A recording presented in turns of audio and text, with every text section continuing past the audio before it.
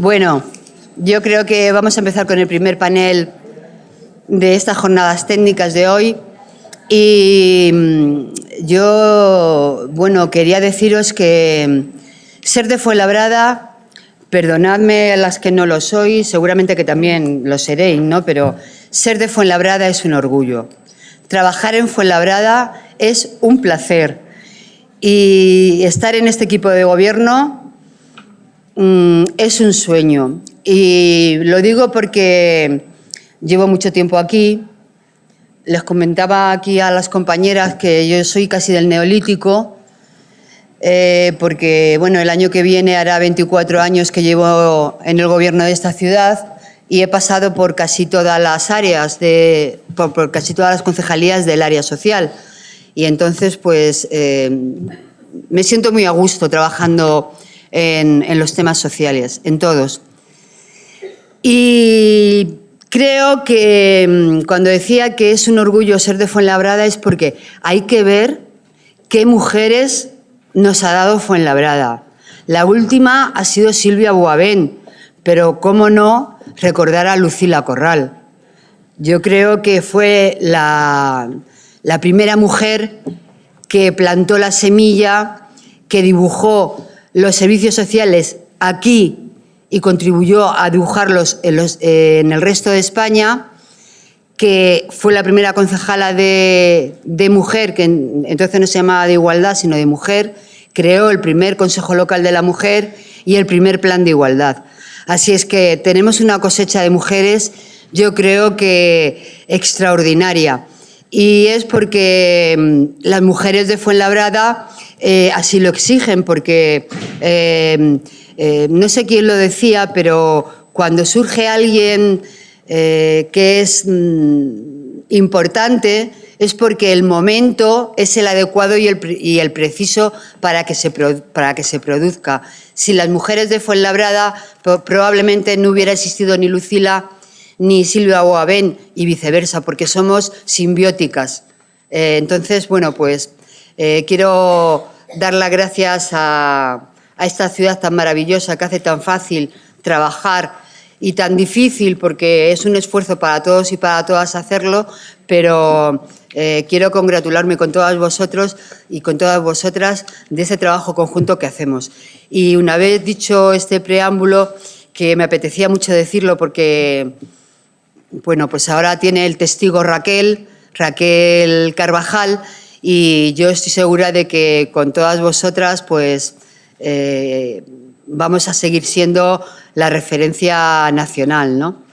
Y ahora pues voy a presentaros a las dos compañeras que desde el punto de vista jurídico nos van a hablar del tema del Pacto de Estado. Ellas son Altamira Gonzalo Valgañón y esperar que me vea lo otro, y María Jesús Cañadas Lorenzo. No sé en qué lugar vais a intervenir primero. Según el programa. Primero Altamira. De Altamira os cuento que es licenciada en Derecho por la Universidad de Zaragoza, especializada en Derecho de Familia y Derecho Comunitario por la Escuela de Práctica Jurídica de la Universidad Complutense de Madrid.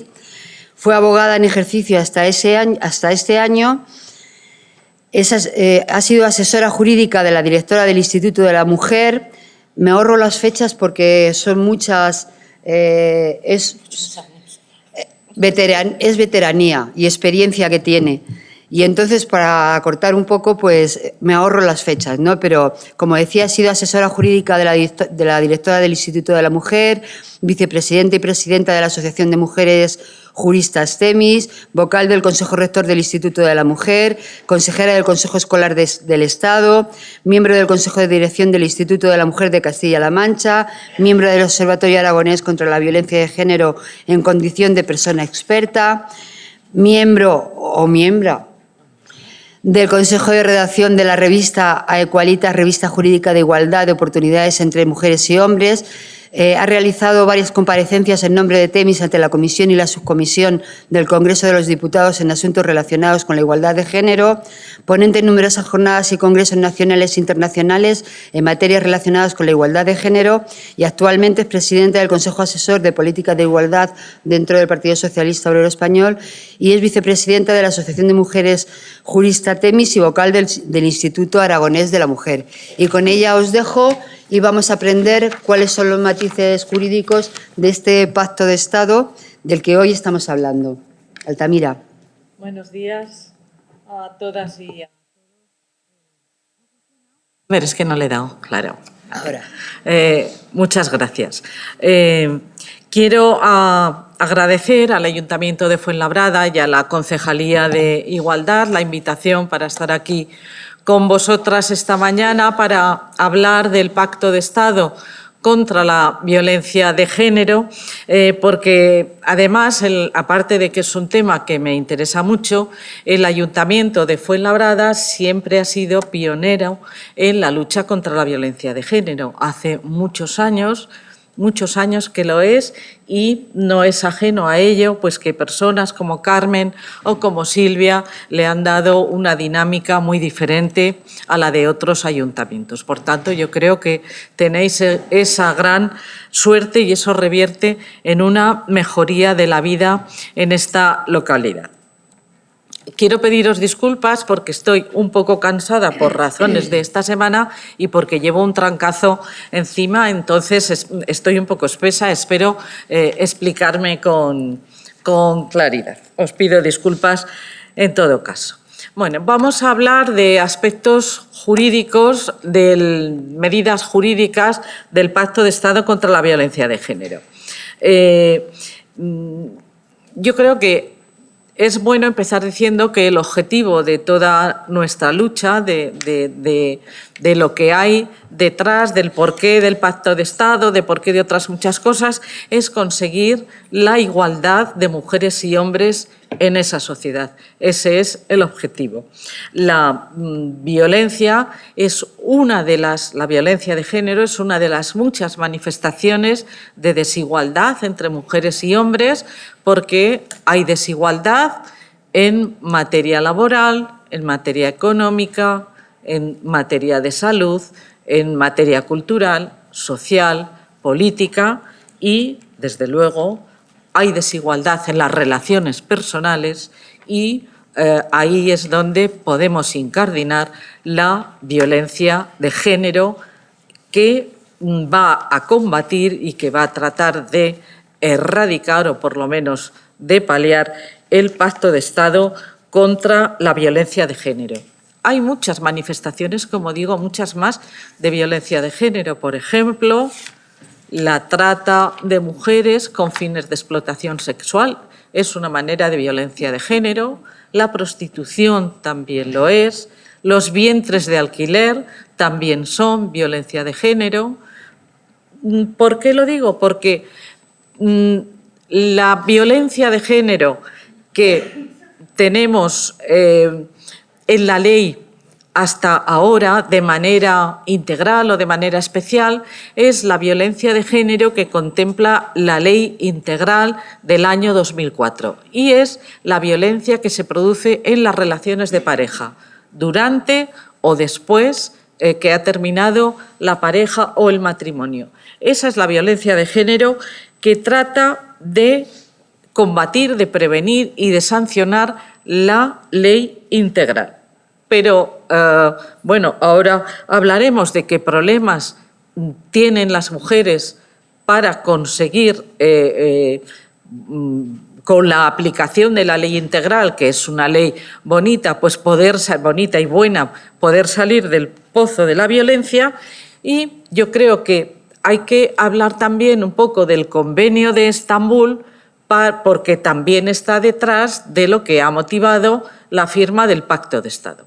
El Convenio de Estambul es un convenio del Consejo de Europa que se llama Convenio de Estambul porque se firmó en esa ciudad y tiene como finalidad combatir todas las formas de violencia contra la mujer. Este convenio se firmó en el año 2011, el 11 de mayo de 2011, y España lo ratificó en el año 2014, lo que quiere decir que forma parte de nuestro derecho y que tenemos que cumplir los compromisos que hemos adquirido firmando el Convenio de Estambul. Pero no solo lo ha ratificado España, hasta la fecha lo han ratificado 33 países. Por tanto, son 33 países que tenemos una norma común en materia de lucha contra la violencia de género. Eso es muy importante, porque el Convenio de Estambul es el primer instrumento jurídico, es decir, que es obligatorio para los 33 países. El convenio define la violencia de género como todos los actos de violencia basados en el género que implican o pueden implicar para las mujeres daños o sufrimientos de naturaleza física, sexual, psicológica o económica, e incluidas las amenazas de realizar estas conductas. Y comprende también, no solo lo define así de manera abstracta o general, sino que además comprende un catálogo de qué conductas son violencia de género. Hay algunas omisiones, pero en concreto pues está el acoso sexual, la violencia física, la violencia sexual, los matrimonios forzados, la mutilación genital y algunos comportamientos más contra las mujeres que el Convenio de Estambul regula como violencia de género. Claro, en España nuestra ley integral solo cataloga como violencia de género la que se produce dentro de la pareja, pero no, por ejemplo, las violaciones que no son dentro de la pareja, o el acoso sexual, o los matrimonios forzados, o todas esas otras violencias. Entonces, el Convenio de Estambul obliga a los países que lo han firmado a aprobar leyes que regulen cómo luchar contra estas violencias. Por tanto, el Pacto de Estado contra la Violencia de Género desarrolla en parte o asume en parte las obligaciones derivadas de la firma del Convenio de Estambul y, por otro lado, también trata de dar respuesta a las deficiencias que hay en el sistema judicial a la hora de atender a las mujeres que acuden a denunciar, que nos ha llevado a las feministas a decir que nuestro sistema judicial es patriarcal. Patriarcal, ¿por qué? Porque las mujeres no nos sentimos queridas por el sistema judicial, todo lo contrario. Y eso tenemos que cambiarlo. Bien, es verdad que este tipo de cambios no son fáciles y no son cambios que se puedan conseguir con modificaciones de leyes. Las leyes no cambian la forma de pensar de las personas y las leyes, además, son interpretables.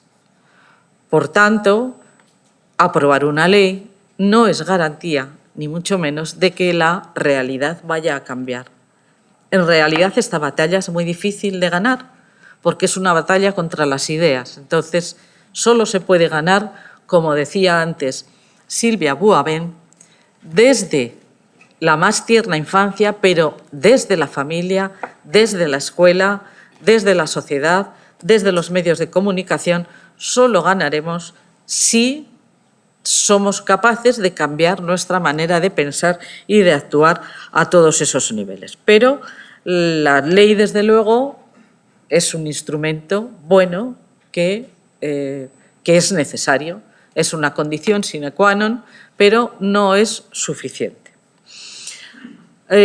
¿Por qué decimos que la justicia es patriarcal? Pues yo creo que no necesita mucha argumentación, porque basta con escuchar las sentencias que los medios de comunicación nos cuentan. Ya sé que hay otras muchas sentencias que son normales y que no son tan tremendas, pero quiero recordar la sentencia de La Manada, una descripción brutal de unos hechos brutales son calificados de manera suave. No hablo de los años de pena, porque yo creo que ese no ha sido el debate que hemos tenido las mujeres, que en lugar de 9 años sean 15.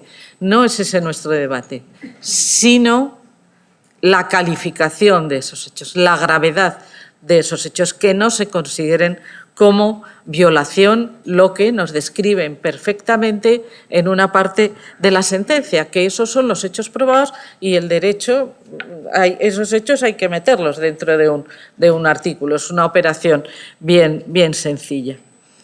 Hay muchas sentencias de este estilo, o ahora salen más y antes no las conocíamos, o ahora hay más, no lo sé. Pero una sentencia en Lérida hace un par de días. Otra sentencia de la Audiencia Provincial de Navarra de hace un par de días también. Un hombre intenta acuchillar y de hecho le da una cuchillada pequeña y intenta asfixiar a una mujer.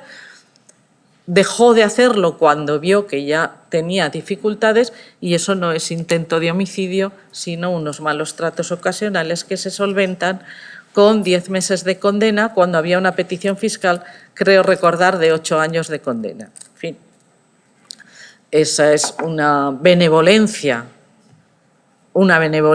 con ese agresor que no se puede soportar. O la violación en Lérida, que ella lloró, ella pidió que pararan, pero como no hubo ni violencia ni intimidación, dicen los jueces, no hay violación. A ver, es que volvemos otra vez a la resistencia heroica tipo Santa María Goretti para que se tenga que considerar que es una violación. Es que tenemos que poner en juego la vida para que los jueces consideren que hemos resistido lo suficiente. Bueno, no nos merecemos determinados jueces, no nos los merecemos. Por tanto, yo creo que lo que está bien del Pacto de Estado es que trata de acotar y trata de limitar esta capacidad interpretativa de los jueces. Fijaros, la desconfianza, y a mí me duele hablar así de la justicia porque yo me he dedicado toda la vida a colaborar con la justicia porque he sido y soy abogada, aunque ahora he dejado de ejercer, me duele un montón. Pero es que yo no puedo animar a las mujeres a que vayan a denunciar como primer paso para salir de la violencia. ¿Por qué? Porque sé que tienen que estar muy fuertes para afrontar el proceso en el que se van a meter. Y de hecho, esta desconfianza es tal que en el año 2017 el 76,5% de las mujeres que fueron asesinadas jamás habían denunciado. Esto es un fracaso del Estado de Derecho muy grande. Y si yo fuera juez o jueza, estaría mirando hacia adentro a ver por qué razón esas mujeres que indudablemente pasaron un calvario hasta que las mataron, por qué razón ninguna de esas mujeres se acercó a un juzgado a pedir protección, a pedir ayuda. Otra cosa también es cuando las mujeres van a pedir ayuda, ¿qué tratamiento reciben? Si es un tratamiento de víctima o de incredulidad, pensando que les están contando ahí una milonga al juez o al funcionario o a la funcionaria para conseguir determinadas mejoras que la verdad yo todavía no sé bien cuáles pueden ser. Mirad, tenemos una ley integral buena y una ley reguladora de la orden de protección buena. La orden de protección fue un gran avance también porque supuso que en 72 horas una mujer que decidía denunciar podía conseguir liberarse del maltratador, de manera por lo menos temporal. Y fijaros, en el tiempo ha ido disminuyendo el porcentaje de órdenes de protección que se acuerdan en relación con las que se piden. Pero es que en Madrid todavía se dan menos órdenes que las que se dan en otras ciudades. Por ejemplo, en Madrid, en el año 2016, en la Comunidad, se adoptaron en el 49,40% de los casos y en toda España fue del 64%. En 2017 se elevó un poquito el porcentaje, tanto en Madrid al 55% como en España al 67%. ¿Qué quiere decir esto? Quiere decir que no es fácil convencer al juez cuando vas a denunciar de que existe un riesgo objetivo de que te vuelvan a agredir.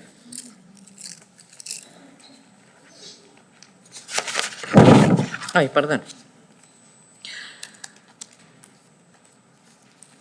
En consecuencia, las medidas judiciales del Pacto de Estado van dirigidas a tratar de parchear estas situaciones, de solventar estas situaciones. El Pacto de Estado es un documento, supongo que lo habrá explicado antes Silvia, pero a fuerza de repetir lo digo, es un instrumento, es un compromiso que tiene muy diferentes medidas y de muy diferente entidad y que requieren diferentes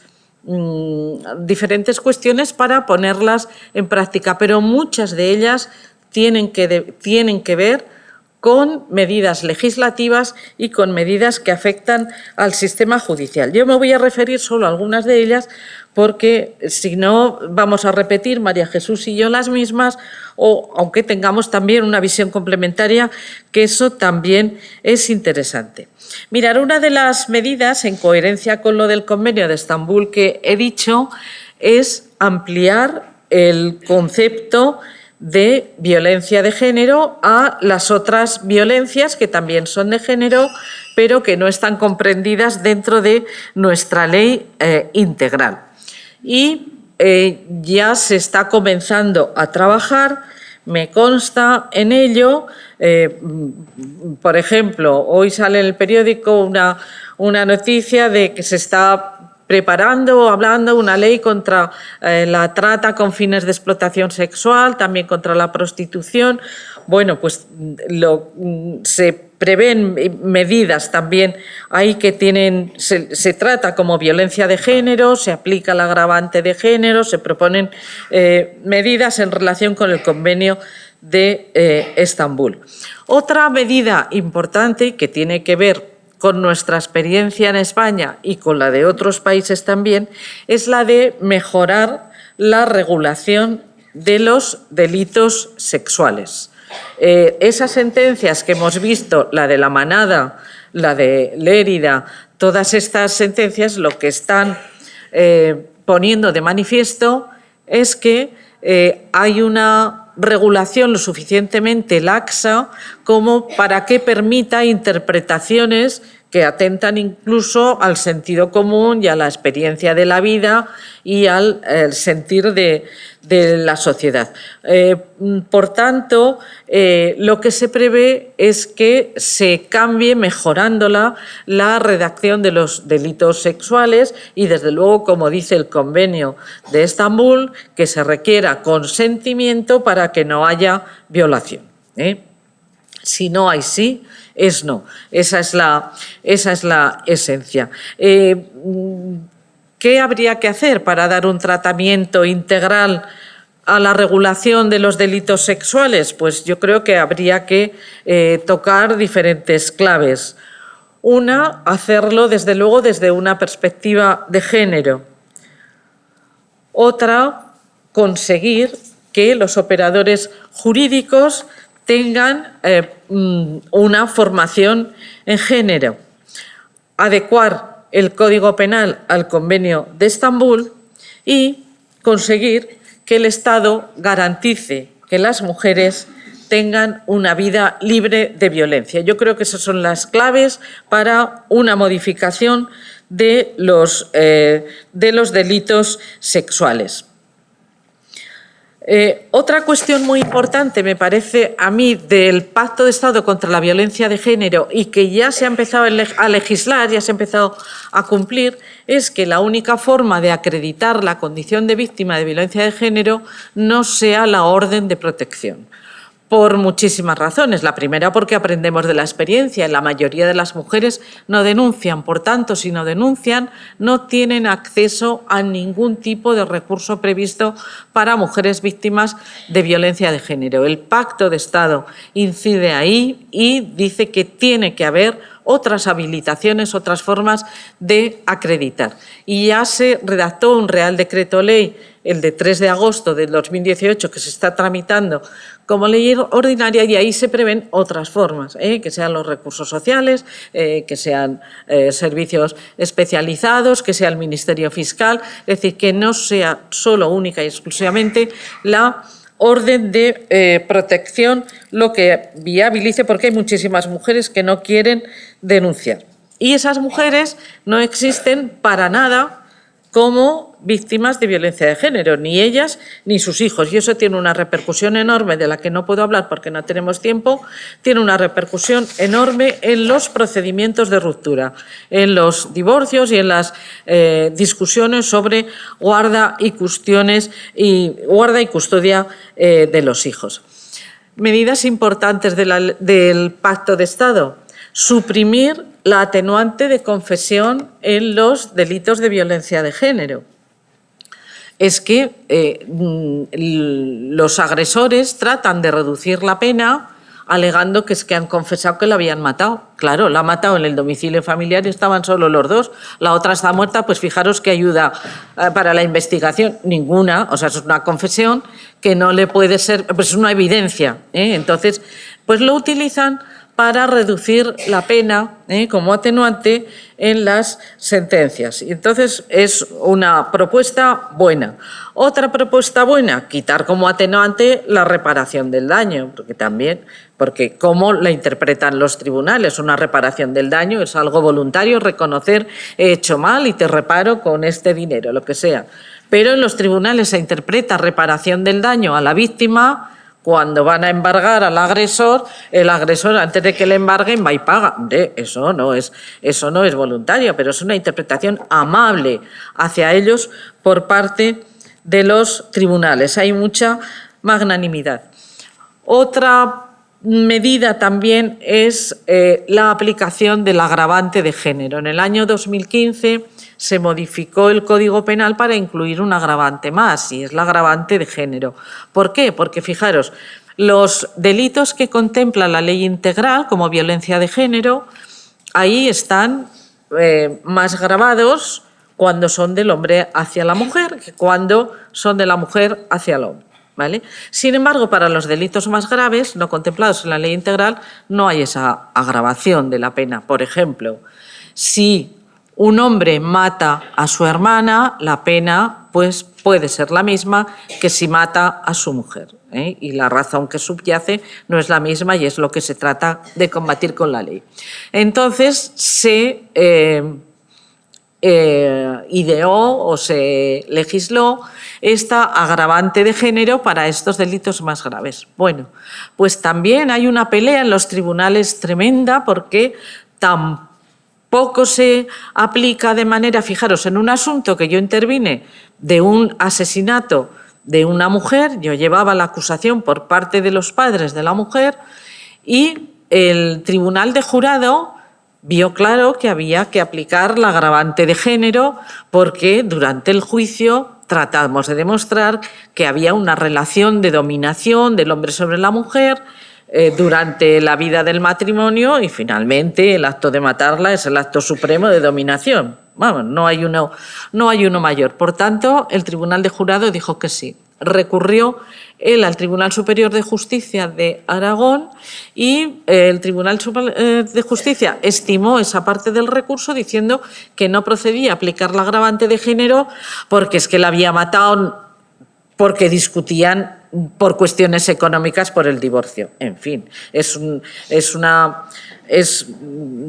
lo tenemos recurrido ante el Tribunal Supremo, y el día 4 de diciembre se verá, pero es que sí, hay muchas reticencias a aplicarla.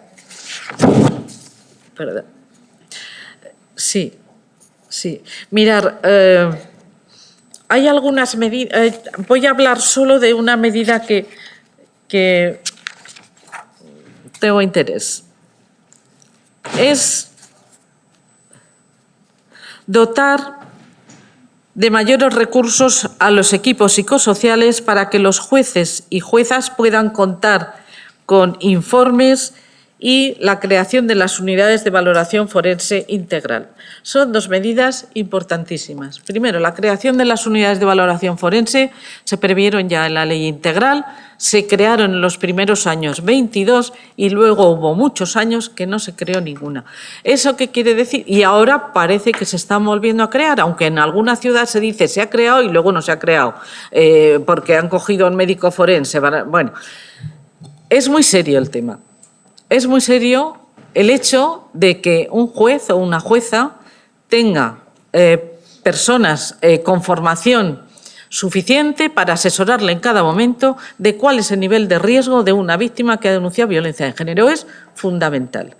Es fundamental porque quiero recordaros los 2 niños de Castellón que se cargó su padre, que su madre psicóloga había denunciado por activa y por pasiva que había amenazas y que nadie vio que había un riesgo.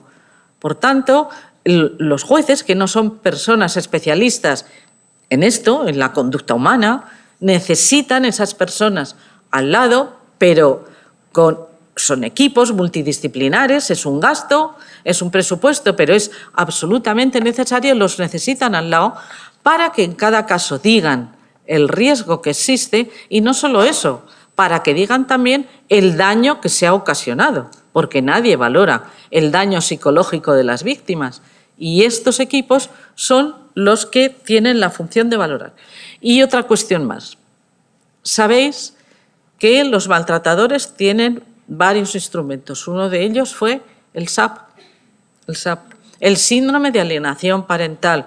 Otro es la custodia compartida impuesta, otra es el mito de las denuncias falsas y ahora están volviendo y envolviéndonos con otra cuestión, que son los coordinadores parentales. Están creándolos así a modo de prueba y plan piloto y están aplicando el SAP de libro. Esto lo he vivido yo profesionalmente en Zaragoza. Entonces, bueno, hay que ser vigilantes para que no vuelva el enemigo a la primera ocasión y que no nos engañe. Luego hay alguna otra medida que están ya a punto de adoptarse, como es, por ejemplo, el tema de las pensiones de orfandad, que eso para finales de año, para los niños huérfanos de violencia de género, que eso para finales de año estará resuelto ya. Y, bueno, alguna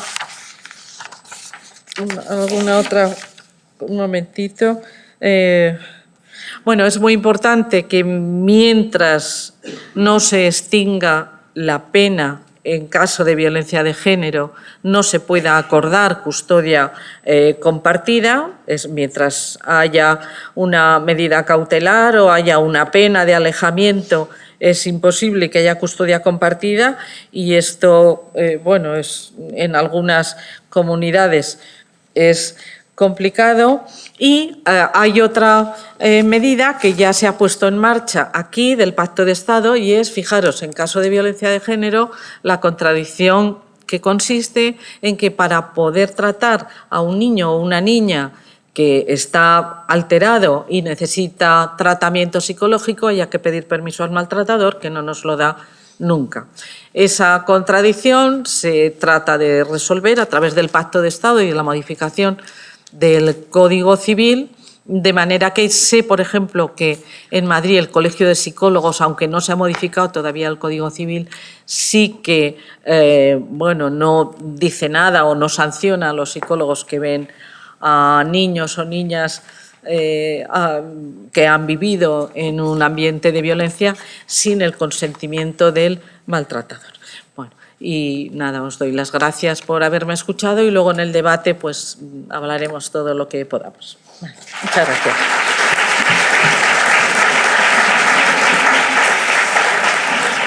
Muchas gracias, Altamira. Yo sé que te quedas con ganas de contarnos muchas más cosas porque esto da para hablar para mucho más, pero tenemos un poco el tiempo limitado, hemos empezado también un poco tarde. De cualquier manera, si podemos luego en el debate hablar de más, avanzar en ello, pues podremos hacerlo. Y con ello pues ya doy paso directamente a María Jesús Cañadas Lorenzo. Es fiscal adscrita a la Fiscalía de la Sala contra la Violencia sobre la Mujer. Accedió a la carrera fiscal en mayo del 85, ejerció su primer destino en la Fiscalía de Pontevedra, desde donde se traslada a la Fiscalía de Madrid, ejerciendo en la misma el cargo hasta el mes de junio del año 2000, fecha en la que se traslada a la Fiscalía del Tribunal Superior de Justicia de Cantabria.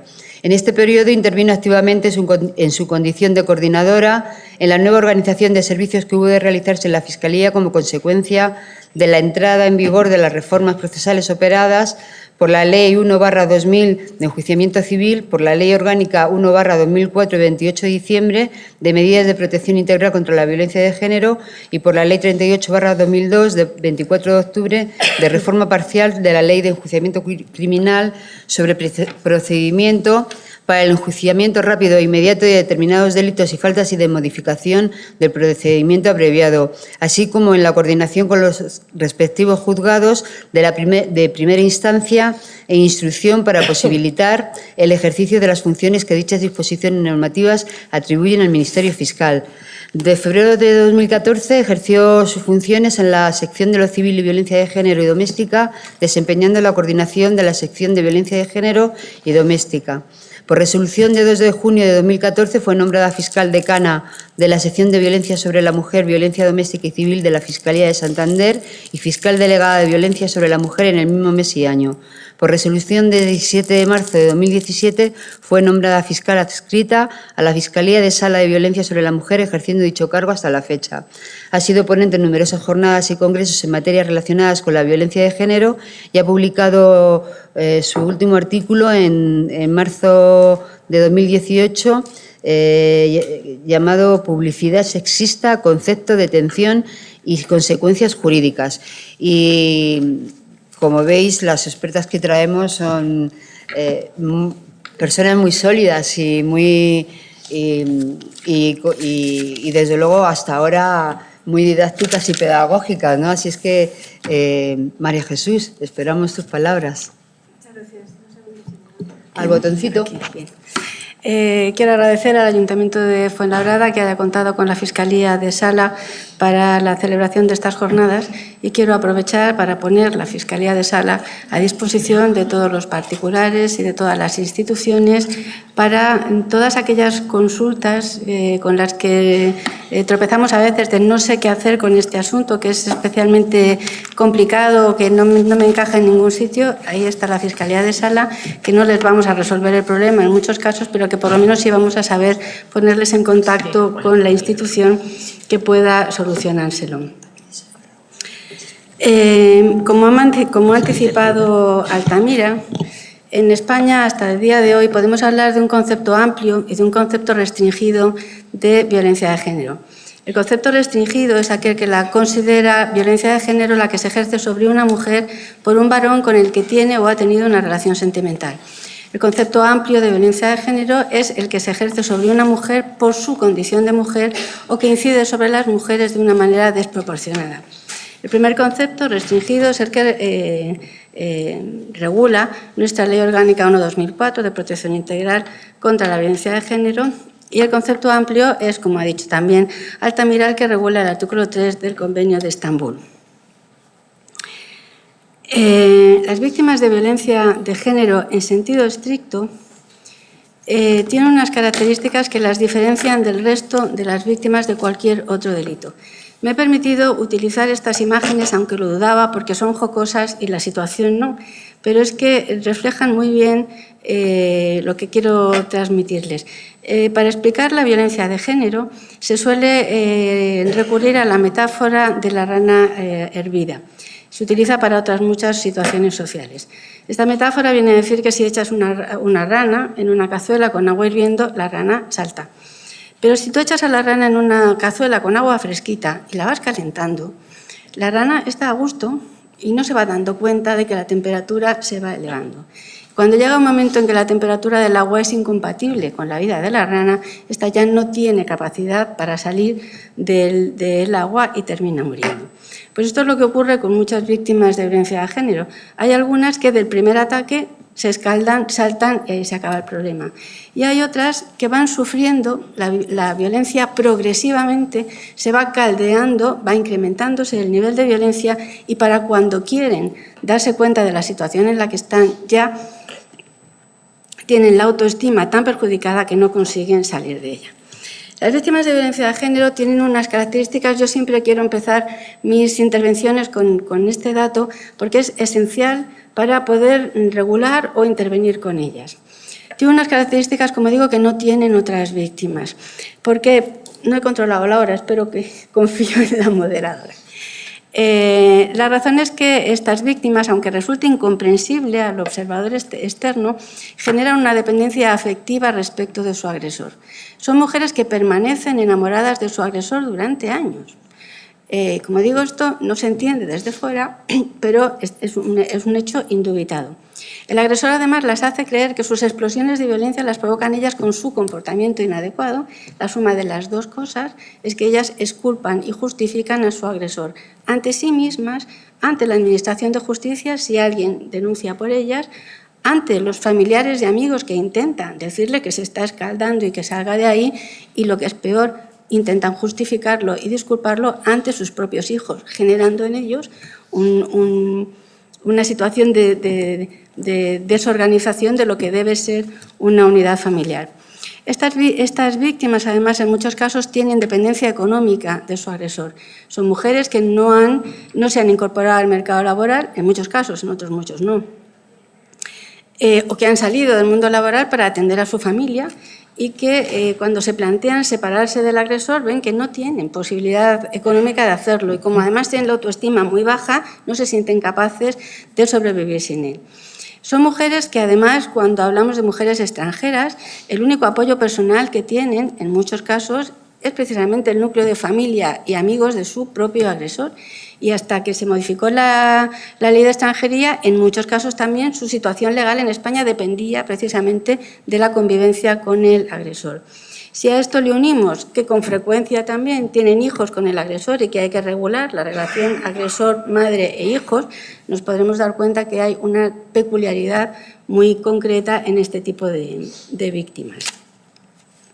La Ley Orgánica 1/2004 de Protección Integral contra la Violencia de Género fue una ley pionera y modélica porque no solo regula las víctimas de violencia de género, sino porque se percata de estas especiales características y por eso es una ley de protección integral.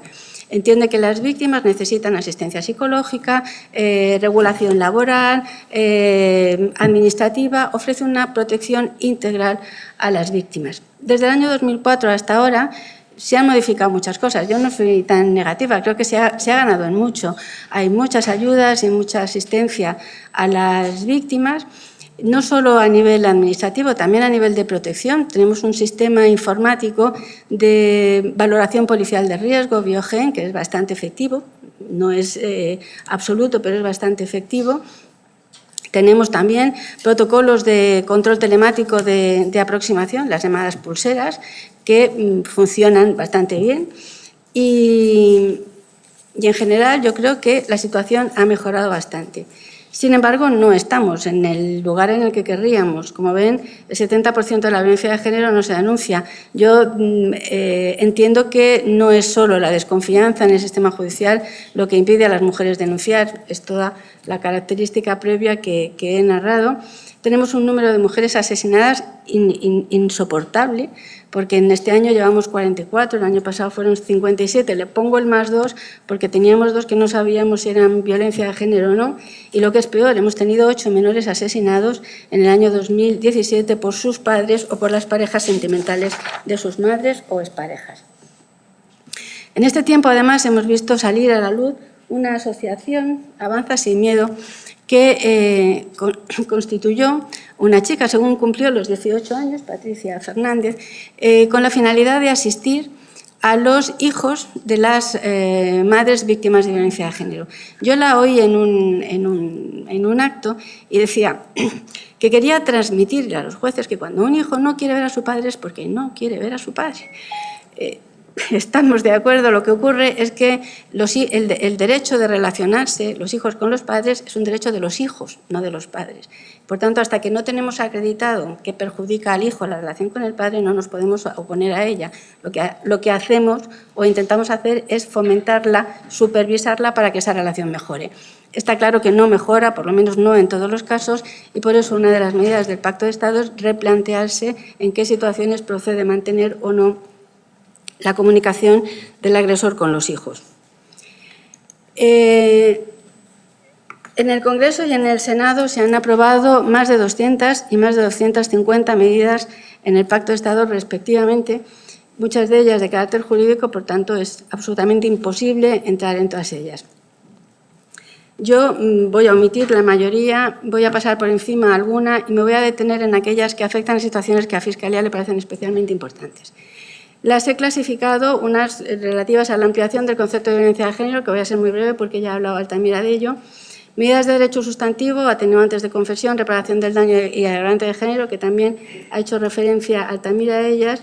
Me voy a insistir mucho, si tengo tiempo, en las medidas de derecho procesal, el artículo 416 de la Ley de Enjuiciamiento Criminal, que es aquel que permite a las mujeres no declarar contra su agresor. Me voy a centrar en la protección de la víctima, unidades de valoración forense integral, también como ha comentado Altamira, y los mecanismos de acreditación, y finalmente la protección de menores. Como pueden comprobar, dado que no hemos tenido contacto Altamira y yo, las medidas que nos parecen más relevantes desde cualquier ámbito de la justicia vienen a ser más o menos las mismas. Ampliación del concepto de violencia de género. Como también se ha dicho, el Convenio de Estambul es derecho, está incorporado en nuestro derecho, por tanto hay que asumir sus contenidos. Todo el mundo está de acuerdo en que ha de considerarse violencia de género la que se determina en sentido amplio. Lo que se planteaba era cómo hacerlo. Mantenemos una ley específica para la violencia de género en sentido estricto, en el ámbito afectivo o intrafamiliar, o hacemos una global para todas las modalidades de violencia de género. Parece que la opción del legislador ha sido la clasificación en distintos bloques normativos, porque se habla de señalar la especificidad de las medidas de la Ley Orgánica 1/2004. El argumento por las características especiales de este tipo de víctimas a que he hecho alusión. También se acuerda hacer una legislación específica de trata de mujeres con fines de explotación sexual, como también ha avanzado Altamira. La especialidad de este tipo de asuntos, por lo que se prevé una legislación específica y separada, no es tanto la situación de las víctimas, porque curiosamente estas víctimas quedan un poco igual que las de violencia intrafamiliar cuando las separas de su explotador. Quedan en un país que no es el suyo, sin recursos económicos, sin posibilidad de acceder al mercado laboral. Lo que diferencia especialmente este tipo de procedimientos es que se comete a través de organizaciones criminales de carácter internacional. Entonces, la persecución, la investigación policial y judicial es compleja y muy concreta. Por eso probablemente se quiere mantener al margen del resto de la violencia de género. De hecho, no somos los fiscales especialistas en violencia de género los que llevamos trata de mujeres, sino los fiscales de extranjería. Y finalmente parece que se hará una ley para regular el resto de las modalidades de violencia. Esto va asociado a otro problema. ¿Quiénes van a ser los jueces competentes para conocer de esta violencia de género en sentido amplio? ¿Van a ser los jueces de violencia sobre la mujer o no va a haber especialización ahí? Pues el Pacto de Estado no se pronuncia al respecto. La idea es que sean los propios jueces de violencia sobre la mujer. De hecho, se está haciendo un punteo estadístico para ver en cuánto aumentaría la carga de trabajo de estos juzgados, a ver si habría que ampliarlos o no. Incluso hay quien está hablando de la posibilidad de que sea la Fiscalía la que instruya este tipo de delitos. Circunstancia atenuante de confesión. Me remito a lo que ha manifestado Altamira con una puntualización. Cuando la presidenta del Observatorio de Violencia de Género del Consejo General del Poder Judicial comparece en la Comisión de Igualdad del Pacto de Estado, lo que dice es que esta confesión, cito literalmente, es una jactancia y reconocimiento de hechos. Sobre todo en los delitos contra la vida, el manifestar públicamente la he matado es el último acto de dominio sobre la víctima. Y esta es otra de las razones por las que se considera que no se debe premiar esta atenuante. Atenuante de reparación del daño. También me remito a lo que se ha manifestado aquí. ¿Cuál es el problema o cuál es la razón por la que queremos o nos preocupa que se mantengan estas dos atenuantes que no tienen mucha razón de ser en este tipo de delitos? Pues que nos baja la pena un grado si concurren las dos. De manera que si tenemos un delito de homicidio con pena de 10 a 15 años, con estas dos atenuantes se nos queda entre 5 y 10. Y si tenemos un delito de asesinato de 15 a 20 años, se nos queda entre 7,5 y 15. Cuando la justificación no existe en este tipo de delitos, la consecuencia es muy gravosa. Fiscalía no entra en si procede o no la supresión de estas atenuantes. Lo que sí ha hecho es llamar la atención sobre un extremo. Sea de una manera o sea de otra, debemos incentivar, sobre todo en los delitos contra la vida, debemos incentivar al autor para que colabore en la localización del cuerpo, en la localización del cadáver, sea atenuando su responsabilidad, sea agravándola, en el supuesto de que el cadáver no aparezca, pero hay que incentivarlo para que por lo menos esta colaboración exista. Circunstancia agravante de género, me voy a remitir también a lo que aquí se ha manifestado y un poco el mea culpa, aplicamos muy poco la agravante de género, la estamos aplicando más ya en los delitos contra la vida, pero en otro tipo de delitos de violencia de género en sentido amplio no. Bueno, esta no debiera estar aquí, esta diapositiva todavía. Pero, en fin, refuerzo de medidas de protección a la víctima. Unidades de valoración forense integral, también me remito a lo que aquí se ha manifestado ya por Altamira. En todas las memorias de la Fiscalía, desde el año 2004 hasta ahora, está la reclamación de las unidades de valoración forense integral. El Pacto de Estado se ha dado 2 años para que esté a nuestra disposición. Llevamos 1. Desde que se aprobó, vamos a ver si se consigue o no. Acreditación de la condición de víctima de violencia de género, también me remito a lo que ha manifestado Altamira. Sí quiero hacer una salvedad, porque cuando se aprobó el Real Decreto este verano, yo leía en la prensa y oía que había cierto temor, diciendo ahora van a ser los organismos sociales los que van a acreditar que fulano o que un hombre es un agresor. No tiene nada que ver. Es decir, las certificaciones que se puedan hacer en vía administrativa no tienen absolutamente ninguna trascendencia en el procedimiento penal. El procedimiento penal tiene sus trámites, hay que oír a las dos partes, tienen que estar asistidas, hay que aportar unas pruebas concretas, no tiene nada que ver. ¿Cuál es la razón por la que desde Fiscalía, además, se pedía el desvincular el procedimiento penal de la acreditación? Pues que hay muchas mujeres, pues les vuelvo al ejemplo de la rana, hay muchas mujeres que para salir del agua necesitan ese apoyo. Algunas salen y se les da el apoyo después, pero hay otras, muchas, que si no tienen ese apoyo no se atreven a salir. Por eso tenemos un 70% de violencia no denunciada.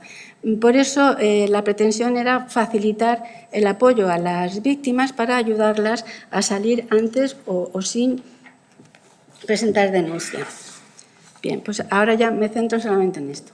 Miren, el artículo 416 de la Ley de Enjuiciamiento Criminal excluye de la obligación de declarar contra el imputado a determinados parientes del procesado, entre ellos del cónyuge o de la persona unida por análoga relación de afectividad.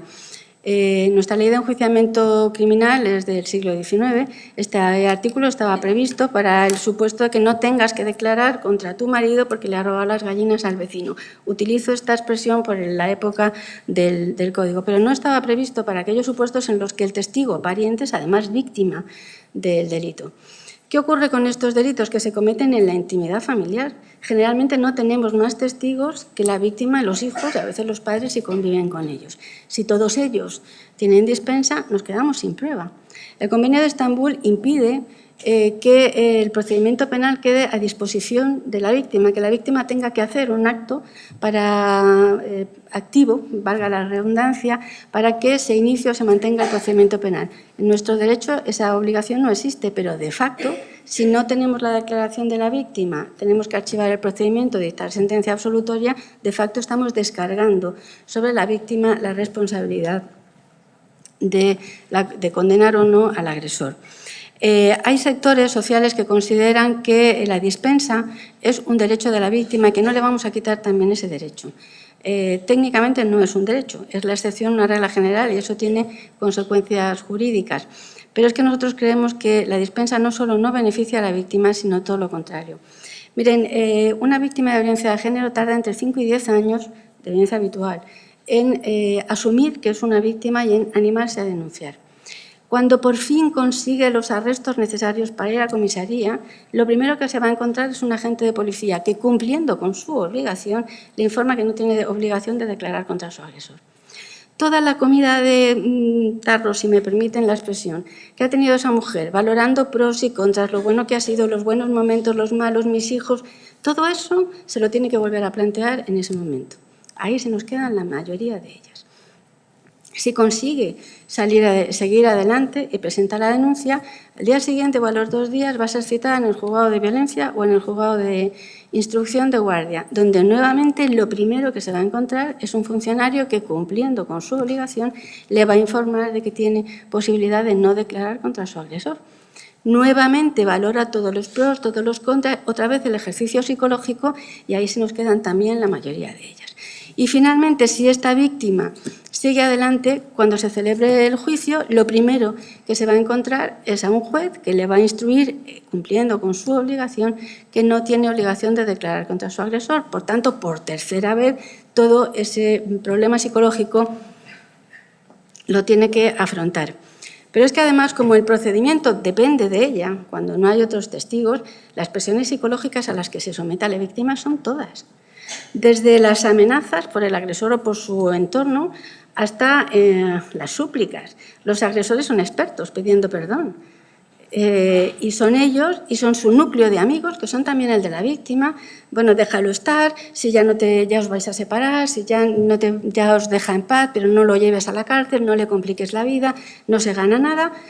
Cuando no, la madre del acusado, invocando su condición de madre, tú también eres madre, no hagas esto con mi hijo. Y lo que es peor, el agresor utiliza a los hijos para que intercedan ante la madre y no declare contra él. Se genera en estos casos incluso un fenómeno subversivo, y es que para los hijos, según la edad que tengan, la mala es la madre, porque no quiere perdonar a papá. Fíjate qué pobrecito, que está pidiendo perdón y no lo quiere perdonar.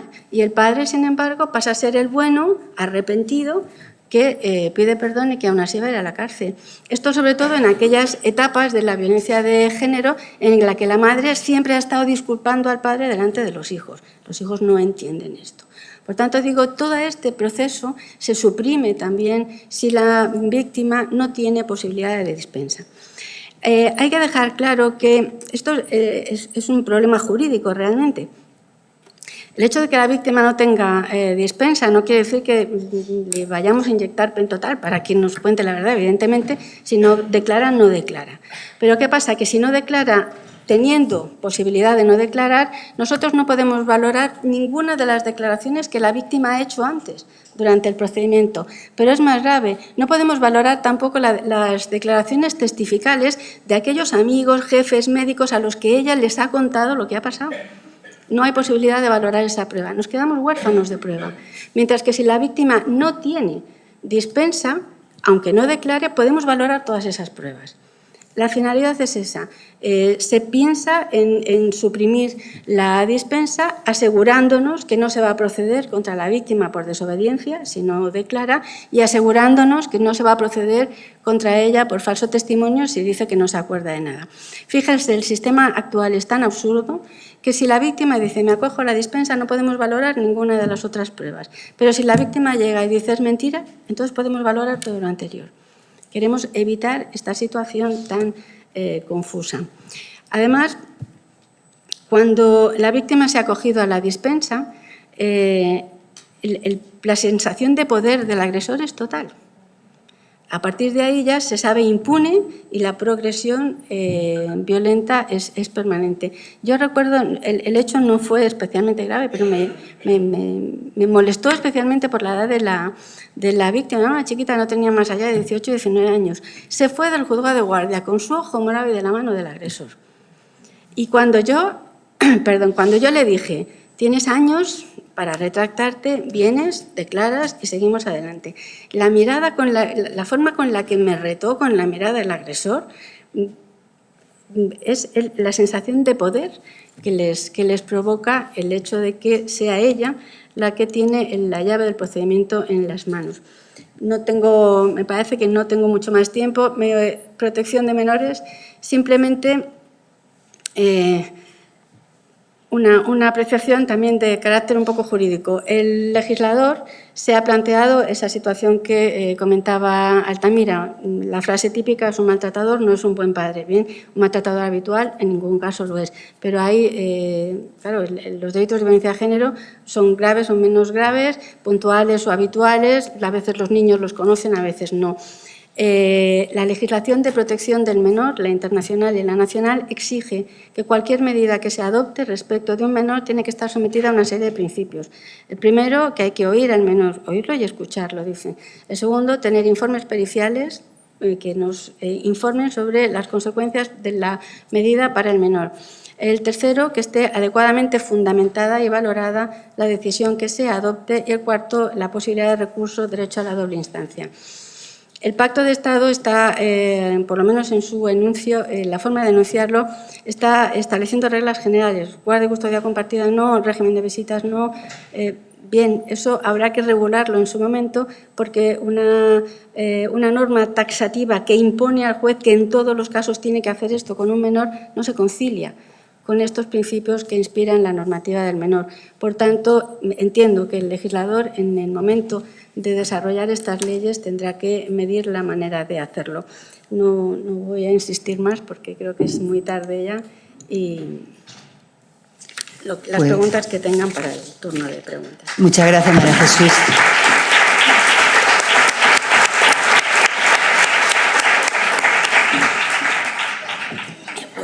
Lo cierto es que hemos empezado un poco tarde y esto es un poco lo que nos lleva a retrasados o retrasadas. Pero bueno, así se producen las cosas. Así es que, si os parece, pues pasamos rápidamente a abrir un pequeño debate. Si hay preguntas, pues hacemos una ronda de preguntas cerradas y se contestan, y luego ya daríamos paso a la segunda.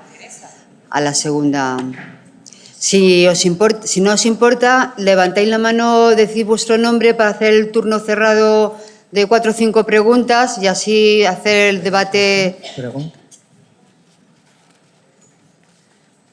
Hola. Nada, yo quería preguntar a Altamira 2 cosas. No veo. Por un lado, lo que dejabas tan claro, que no hay sensibilidad en los jueces. Quería preguntarte qué hacen esas asociaciones de jueces por la democracia y demás, si trabajan la educación de los jueces, ¿vale? Por otro lado, quería también preguntarte cómo se está avanzando en ese Pacto de Estado en la acreditación como víctima, ¿vale? Que me interesa mucho porque soy trabajadora social. Esos 2 aspectos creo que son fundamentales, y después un poco la reflexión de que, claro, que denunciar a un familiar es muy difícil, por lo tanto el apoyo psicológico tiene que ser desde el principio.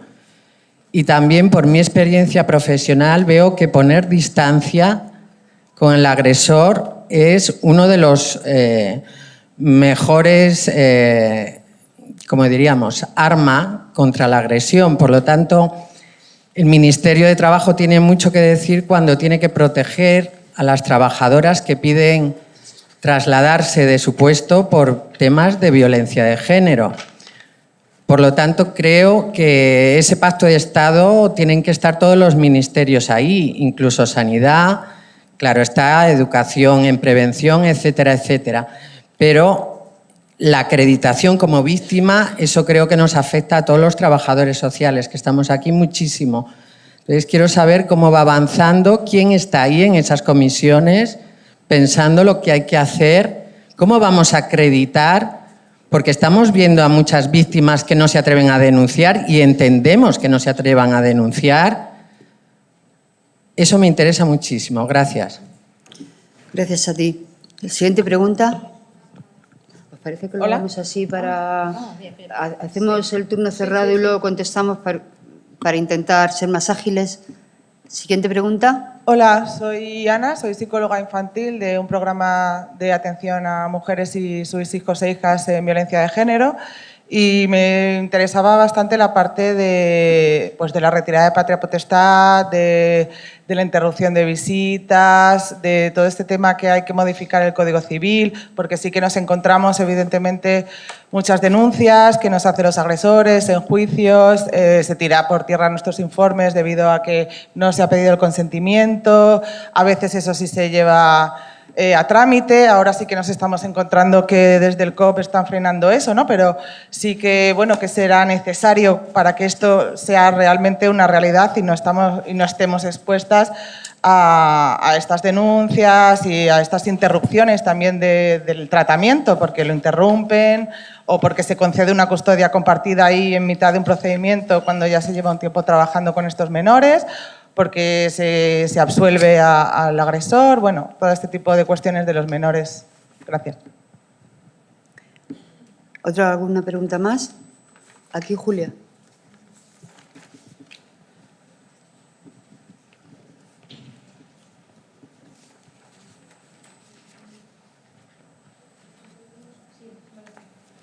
Soy Lena del periódico de La Lente. Del periódico de La Lente de Loranca y mi pregunta era que cómo recuperamos la confianza de las mujeres si muchas veces al denunciar los agresores no tienen la pena o que de la cárcel que les toca o no se considera violencia de género. Entonces, ¿cómo hacemos que las mujeres recuperen la confianza y sigan denunciando? Muchas gracias. Bueno, si os parece, cortamos aquí el turno de preguntas, si no hay más. Y... ¿Hay otra? Vale.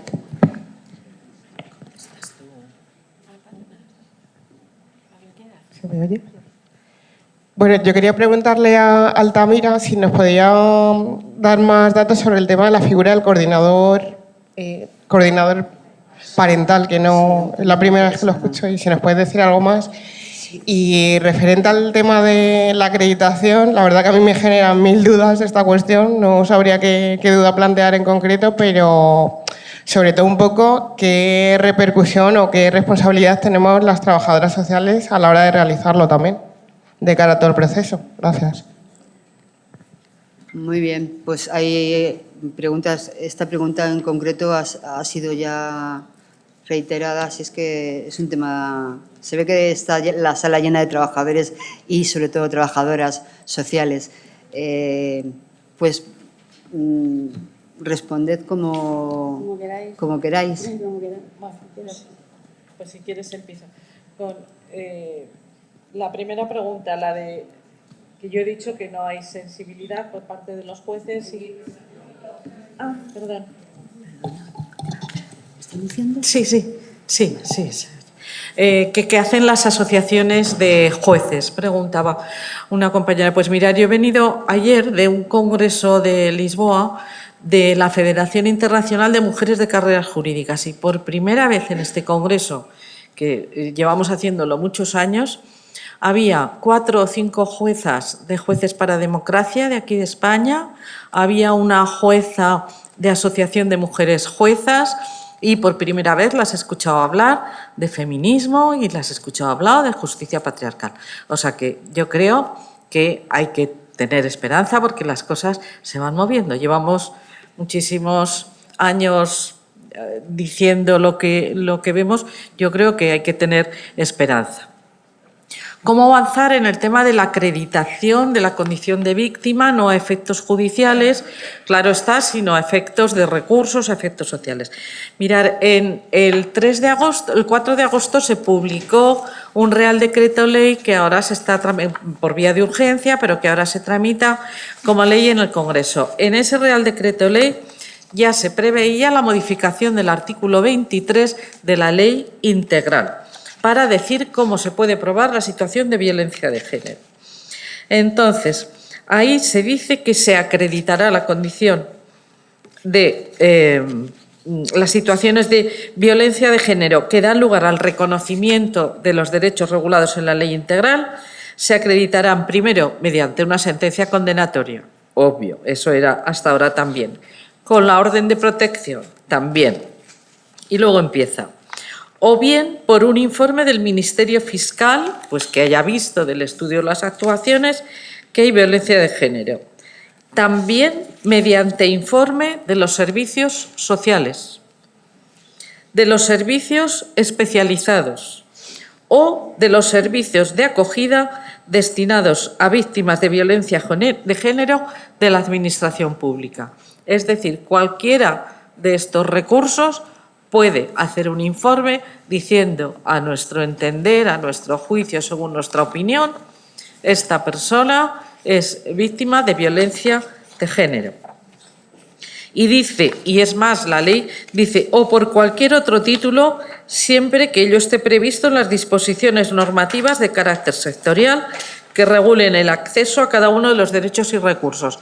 Y lo que dice es que el Gobierno y las comunidades autónomas se tienen que poner de acuerdo, evidentemente, para luego dar instrucciones a los servicios correspondientes para unificar los criterios, unificar los escritos, para los protocolos que tengan que hacer. Pero esto es de las primeras cosas que se puso en marcha porque, bueno, por lo que hemos hablado antes para no reiterar. ¿Quieres hablar tú de las visitas y yo no digo nada de esto? Bien.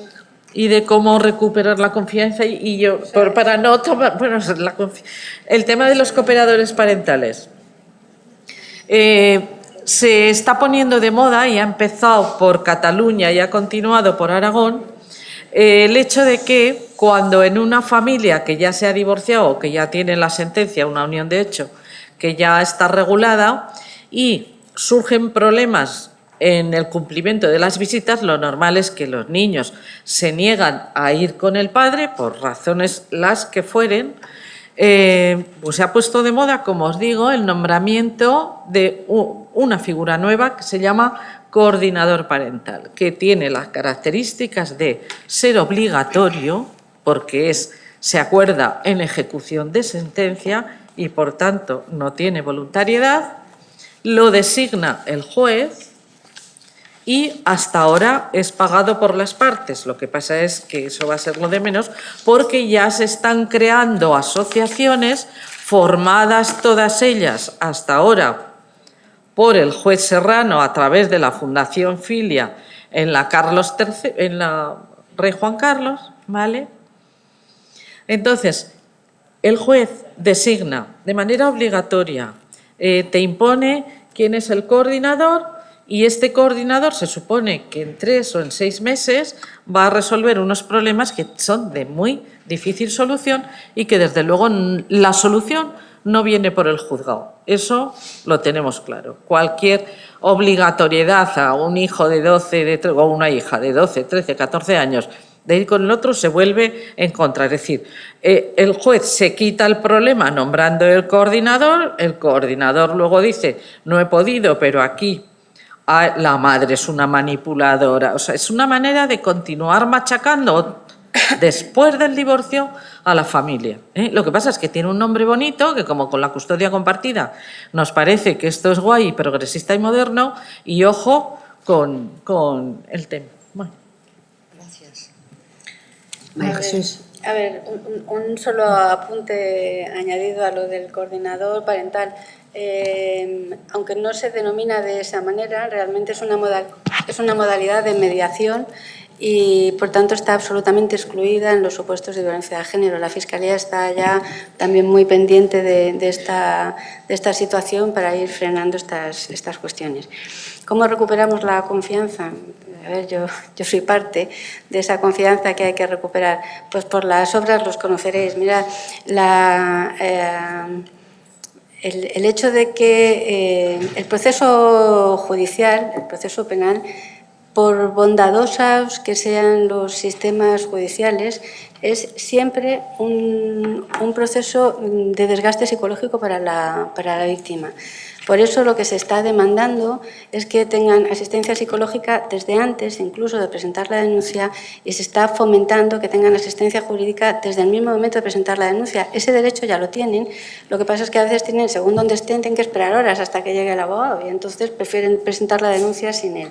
Lo que se está haciendo es colaborar con los colegios de abogados para que esta intervención sea inmediata y puedan desde el principio estar acompañadas.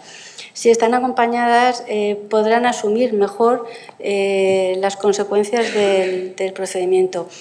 Medidas de protección se dan pocas, cierto que se dan pocas. Cuando tengamos nuestras unidades de valoración integral, a lo mejor damos más, a lo mejor menos. Es decir, que tendremos un asesoramiento técnico que nos diga en qué situación de riesgo está la mujer y qué medidas tenemos que adoptar. Hay que tener en cuenta, aunque esto se suele olvidar, que toda medida de protección de una mujer implica una limitación de derechos para la otra parte y que nuestro derecho penal es un derecho garantista, como es lógico y como es de esperar y deseable que así siga siendo, y por tanto para limitar los derechos de una parte tenemos que tener acreditada la necesidad de adoptar la medida, que la medida que adoptamos es útil a la finalidad que pretendemos y que es la menos gravosa de todas las que podemos adoptar. Es decir, no es porque es muy cómodo decir vamos a dar protección siempre, pero es que estás limitando los derechos de otra persona. En mi opinión, ante la duda, vamos a dar protección, como es lógico, pero esto no siempre es fácil. No sé de qué otra manera se puede recuperar la confianza en el sistema, porque el procedimiento penal, por más que se acompañe a la víctima, es costoso psicológicamente y largo en el tiempo. Cuando tenemos juicio rápido, pues casi peor, porque el juicio rápido acabas enseguida, pero es que te impide o te limita mucha posibilidad de prueba. Así que es un duelo por el que hay que pasar y lo más que se puede hacer es acompañar a la víctima y darle recursos. Medidas con respecto a los menores. En el decreto de agosto ya prevé la posibilidad de que pueda haber tratamiento psicológico con conocimiento, aunque no con consentimiento de los dos progenitores. En cualquier caso, la Ley Orgánica 1/2004, que hacemos muy poca referencia a ella en esta materia, permite que exige que al acordarse una orden de protección se adopten medidas civiles. Tiene que haber un pronunciamiento civil sí o sí, sea para mantener las medidas que ya hay acordadas en otro procedimiento, sea para modificarlas. Y aquí se permite limitar o suspender incluso el ejercicio de la patria potestad. En los supuestos en los que la víctima está en situación de peligro o, en fin, en aquellos supuestos en los que hay una objeción muy contundente del padre, que la víctima quiere cambiar de domicilio, porque claro, para decidir en qué colegio estudian los hijos se necesita el consentimiento de los dos. En fin, todo esto afecta a la patria potestad. Cuando se dan esos problemas, o el del tratamiento psicológico u otros tratamientos médicos, lo que hay que hacer es decírselo al juez en el momento de la orden de protección, para que el juez pueda limitar la patria potestad del padre en determinados supuestos o incluso en todos. Con régimen de visitas igual. Lo que pasa es que aquí también es un poco trabajo de los psicólogos y de los trabajadores sociales. Es frecuentísimo, no se pueden imaginar cuánto, que yo cuando me viene una víctima le digo algún problema en que su hijo se relacione con su padre y en el mayor porcentaje de los casos te dicen no, ningún problema. Si él con los niños no tiene ningún problema, el problema es conmigo. Claro, a mí cuando una mujer me dice eso se me encienden todas las alertas, pero lo cierto es que ellas mismas no perciben la situación de riesgo que sea negativo que el padre se relacione con los hijos. Por eso digo que a veces necesitamos esos informes psicosociales para que, aunque la madre nos diga eso, podamos adoptar las medidas que sean oportunas. Y con el régimen de visitas igual, suprimimos las visitas radicalmente. Pues a veces es conveniente y a veces no tanto. Para eso necesitamos los equipos psicosociales que nos digan, valoren caso por caso, que es lo que hay que hacer, la situación de esa familia, o si las tenemos que supervisar en un punto de encuentro, si las tenemos que suprimir absolutamente. Esencial para todo eso el informe de los equipos psicosociales de las unidades de valoración del riesgo. Y como les digo, la Ley Orgánica 1/2004 nos abre la puerta, tiene la llave para cualquier medida civil que queramos adoptar. Si no es la Ley 1/2004, tenemos el artículo 158 del Código Civil, que ese sí que nos permite hacer en el procedimiento civil y en el procedimiento penal adoptar cualquier medida de protección de un menor cuando se acredite la situación de riesgo para el mismo. Bueno, yo sé que este debate daría para mucho porque nos surgen muchas inquietudes, sobre todo las personas que trabajamos en el ámbito de los servicios sociales y otros profesionales que tienen responsabilidades en algunas de estas cuestiones que se han planteado respecto a emitir algún tipo de informe, pero el tiempo pues no da para más en este caso. Estoy segura de que tendremos más oportunidades en otros momentos de seguir trabajando sobre esto.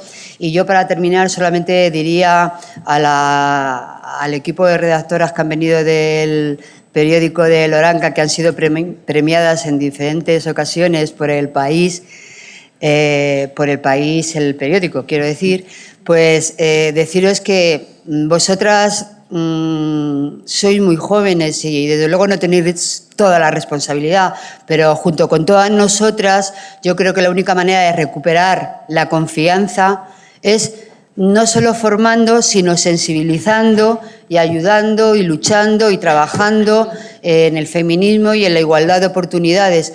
Paso que no se avanza es paso que se retrocede. Por tanto, ni un paso atrás. Y eso yo creo que sería la conclusión de este debate en este caso. Muchísimas gracias a las dos moderadoras por el gran esfuerzo que han hecho de síntesis y a todos vosotros y vosotras por estar aquí. Y doy paso al segundo panel.